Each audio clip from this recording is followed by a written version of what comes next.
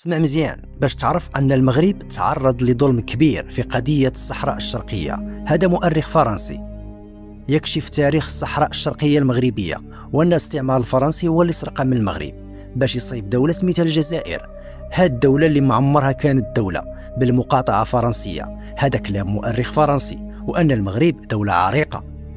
لولا الاستعمار لكان المغرب مازال إمبراطورية، ولكن المغرب تعرض لظلم تاريخي حسب هذا المؤرخ. وهذه الحقائق التاريخية هي اللي جهلات وحمقات جمهورية المساحيط والمدوخين. اسمع وبارطاجي. تحدثتم للتو عن أدلة مغربية الصحراء. لقد استشهدت في كتابي بعشرات الاتفاقيات الدولية يعود أقدمها إلى القرنين الخامس والسادس عشر، والتي تظهر بوضوح وبالملموس أن منطقة جنوب المغرب بأكملها أي الصحراء المغربية كانت تحت سلطة ونفوذ سلاطين المغرب. استشهدت بالاتفاقيات الدولية وبالنصوص الإسبانية والإنجليزية. نحن نتوفر على نصوص تاريخية تنهي هذا النقاش.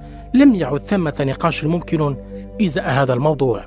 وظل بالتأكيد جنوب هذه الأقاليم الجنوبية، بل أبعد شرقا من كل عمقها، تيدي قلت، قرارة، قلوم بشار، تيبلبالة وتندوف، كل هذه المناطق كانت تاريخيا مناطق مغربية.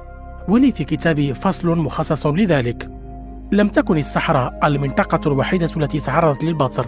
لقد تم فصل الأقاليم الجنوبية عن المغرب في سياق عملية البطر العام الذي تعرض له البلد. وبالتأكيد أنا أستشهد بنصوص مغربية وظهائر وتعيينات ومسؤولين مرتبطين بالملكية تم تعيينهم في كل هذه المناطق. هنا أيضا لا يوجد أي نقاش ممكن إزاء هذا الموضوع. هذه المناطق هي مناطق مغربية عبر التاريخ، وتم ضمها إلى الجزائر. لذلك أقول في كثير من الأحيان يجب على الجزائر أن تشكر فرنسا، يجب على الجزائر أن تهتف تحيا الجزائر المستعمرة الفرنسية، لأن الجزائر أنشأتها فرنسا عام 62 و900 وألف. بالإضافة إلى أن شارل دوغول قبل عام من منح الجزائر الاستقلال سيضم إلى الجزائر جزءا كاملا من الصحراء التي لم تمتلكها الجزائر قط، لأنها لم تكن موجودة قبل عام 62 و900 وألف.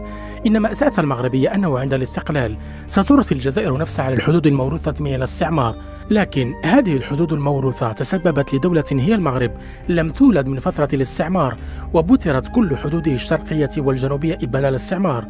والأخطر من ذلك تم إلحاق هذه الأجزاء ببلد الجزائر.